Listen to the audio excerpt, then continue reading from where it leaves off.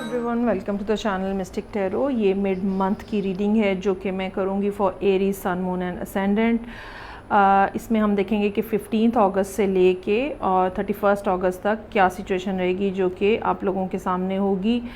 Reading जो है वो एज़ यूजुअल लव और करियर बेस्ड होगी।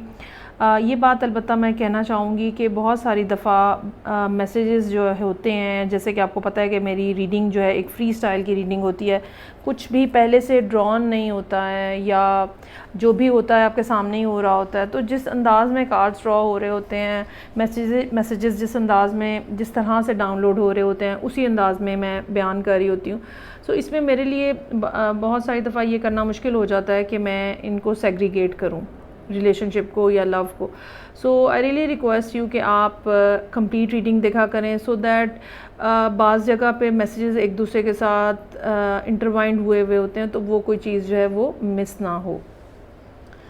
अच्छा जी, इस दफ़ा मैं पहले स्टार्ट लूँगी for with the Oracle deck और हम देखेंगे कि क्या थीम है, क्या डूज़ और डोंट्स हैं, क्या एडवाइसेस हैं, और फिर उसके अंडर हम देखेंगे कि सिचुएशन जो है वो आपके लिए कैसे डेवलप हो रही है। So this reading is for Aries, sun, moon and ascendant. Let's see कि क्या है। अच्छा जी, सबसे पहले कहता है क्लीन अप योर मेस। कुछ ना कुछ मैसी हुआ है एरीज के around. Give it to God, have fun. Okay, very nice, very pretty. पहली बात, आपने यकीनन कुछ ना कुछ बातें ऐसी कही हैं जिसकी वजह से मामलात ख़राब हुए हैं। Now you need to clean that mess जो कि आपने बनाया है। जो आपने, आप ये कह लें कि अगर आपने अपना कोई स्टैंस बड़ा रिजिडली या सख्ती के साथ पेश किया है और उसकी वजह से सूरत हाल के अंदर कुछ मसाइल आए हैं, कुछ ना कुछ मैसी हुआ है। Now you need to clean up. आप अपनी से पूरी कोशिश करें, ठीक है, लोगों के साथ सुलह सफाई करने की, अपने बात को धीमे अंदाज में अच्छे तरीके से बताने की, और उसके बाद जो आपकी ख्वाहिश है या जो आपकी दुआ है वो आप खुदा के हवाले कर दें, ठीक है। और उसके बाद मतलब जितनी आप, असल में होता क्या है कि हम बीइंग अ ह्यूमन एक ख़ास हद तक कोशिश कर सकते हैं। हर चीज़ हमारे कंट्रोल में नहीं है। ये यूनिवर्स की जो एनर्जीज़ हैं ये हमारे कंट्रोल में नहीं है। हम सिर्फ अपनी सी कोशिश कर सकते हैं और उसके बाद वो जो कोशिशें हैं, वो बाकी जो चीज़ें हैं वो फिर हम हायर पावर्स पे डालते हैं कि अब हमारी यहाँ पे मदद की जा सके। ह्यूमन लेवल के ऊपर जितनी हम कोशिश कर सकते थे हमने की है। और तीसरा कार्ड जो है वो है फ़न का है। सोशल लाइफ में अपनी थोड़ी ज़रा इंक्रीज़ करें इन 15 दिनों के अंदर।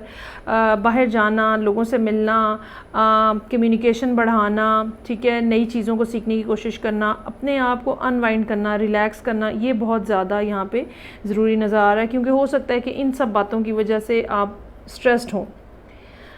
Okay ji, so let's see कि फ़र्दर क्या सिचुएशन है हमारे पास, और टैरो के थ्रू हम देखते हैं for Aries, sun, moon and ascendant. ये रीडिंग जो है ये 9 कार्ड्स बेस होगी। 3 cards for the recent past, 3 cards for the current energies and 3 cards for the upcoming future. इसमें सवाए करंट एनर्जीज़ के बाकी दोनों चीज़ें जो हैं वो ओपन हैं और कार्ड्स ही हैं जो कि ख़ुद कुछ डिटर्मिन करें कि रीसेंट पास्ट या कमिंग फ्यूचर का टाइम पीरियड क्या है।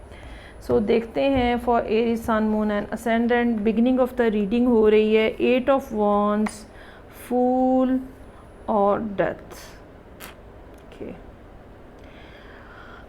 अच्छा जी, एरीज की ज़िंदगी में कोई चीज़ बहुत तेज़ी से स्टार्ट हुई थी और आपने हो सकता है काफ़ी कोई बोल्ड स्टेप भी लिया हो। बिल्कुल ये भी हो सकता है कि ये इस साल के आगाज़ में मामला हुआ हो, लेकिन उसके बाद ऑल टुगेदर सिचुएशन के अंदर तब्दीली आती हुई नज़र आ रही है और जैसे 180 डिग्री का जो है ना वो चेंज आ गया सिचुएशन के अंदर और जैसे ख़त्म हो गया सब कुछ।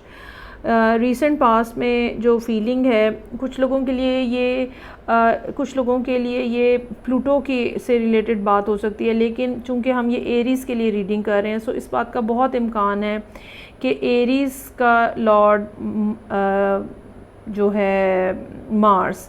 तो मार्स जब कैंसर में चला गया था, ठीक है, और या उससे पहले मार्स के साथ कोई बैड एस्पेक्ट बन रहा था, तो वो चीज़ें जो हैं आपकी ख़राब करने का बायस बना। अब यहाँ पे ये डिटरमिन करना कि जैसे कि यहाँ पे नज़र आ रहा है जिसमें मैंने कहा कि आपने कोई बातें ऐसी कही हैं, यहाँ पे ये डिटरमिन करना मुश्किल है, लेकिन ये ज़रूर नज़र आ रहा है कि चीज़ें बहुत तेज़ी से, ट्रैवलिंग भी हो सकती है कुछ लोगों के लिए, ये जो बैक एंड फोर्थ हुई हो इस साल के आगाज़ में, लेकिन कुछ मामलात ऐसे भी रहे जो कि एकदम से फिर ख़त्म हो गए। अब देखते हैं करंटली यहाँ पे क्या है। मून का कार्ड है, एस ऑफ सोर्ड्स है, 7 ऑफ पेंटिकल्स है। यकीनन कुछ ना कुछ ऐसी बात जो कि छुपी हुई थी, जो कि सीक्रेसी थी, जहाँ पे चाहे आपने छुपाई हुई थी चाहे किसी और ने, अब वो क्लियर होती हुई नज़र आ रही है। ये क्लैरिटी जो है ये एक ज़ाहिर बात है एक बहुत पॉजिटिव चीज़ है, लेकिन इसके साथ ही साथ ये आपको थोड़ा फर्दर वेट करने की भी बात कर रही है। ये जो क्लैरिटी है आप ये हम ये आपको ये तो समझ आ जाएगी कि ये सब क्या हुआ। हो सकता है कि अब तक आपके पास ये मामला क्लियर ना हुआ हो कि ये एंडिंग क्या हुई है। डेथ का कार्ड है, एंडिंग और न्यू बिगिनिंग्स की बात करता है, ट्रांजिशन की बात करता है। सो बिल्कुल ऐसा हो सकता है कि आपको ये ना पता चला हो कि भाई ऐसी क्या बात हुई कि ये एंड हो गया, लेकिन इन 15 डेज़ में यकीनन आपको ये बात क्लियरली पता चलती हुई नज़र आ रही है कि असल में मामला हुआ क्या था। इसके साथ ही साथ एक इंतज़ार का फैक्टर है जो कि अब कुछ जो भी नतीजा निकलना है उसका वेट का फैक्टर हो सकता है। अगर कहीं कुछ काम के लिए आपने अप्लाई किया हुआ था, अगर ये आपके बिज़नेस के हवाले से था और किसी न किसी वजह से आपकी चीज़ें जो हैं वो ख़राब हो गई, तो अब आपको ये भी पता चलेगा कि आया कि ये किसी की वजह से था या आपके अगेंस्ट किसी ने कंप्लेंट लॉन्च की थी या आपको किसी ने धोखा दिया था। और यकीनन आपके पास अब एक कंपैरेटिवली बेहतर सिचुएशन होगी इन 15 डेज़ के अंदर, जहाँ पे आपके सामने सिचुएशन क्लियरली नज़र आएगी और आपको पता होगा कि अब फर्दर कितना काम बाकी है या फर्दर अब क्या करना है। नेक्स्ट जो कमिंग फ्यूचर है, ओके ज़बरदस्त, सन का कार्ड है, 7 ऑफ वॉन्ड्स है, 7 के 2 कार्ड्स ऑलरेडी आ चुके हैं और किंग ऑफ पेंटिकल्स है। आने वाले दिनों में ये बात मैं आपको ज़रूर कहना चाहूँगी कि चीज़ें आपके लिए बेहतर होती हुई नज़र आ रही हैं। फ़ाइनेंशियल ख़ास तौर पे अगर फ़ाइनेंस के हवाले से, काम के हवाले से ये मसला था, तो आपकी पोजीशन बहुत बेहतर और बहुत ये कह लें कि स्टेबल होती हुई नज़र आ रही है। और ये इंतज़ार जो है ये सितंबर में यकीनन ख़त्म हो जाएगा और आपको कोई ना कोई गुड न्यूज़, चाहे वो किसी नई चीज़ के हवाले से हो, नई चीज़ को स्टार्ट करने के हवाले से हो, या जो पुरानी चीज़ें ख़राब हो चुकी हैं उनके बारे में हो कि अब वो मामलात जो हैं वो ठीक होने जा रहे हैं। तो कोई ना कोई गुड न्यूज़ जो है वो अर्ली नेक्स्ट मंथ हो सकता है कि आपको मिले।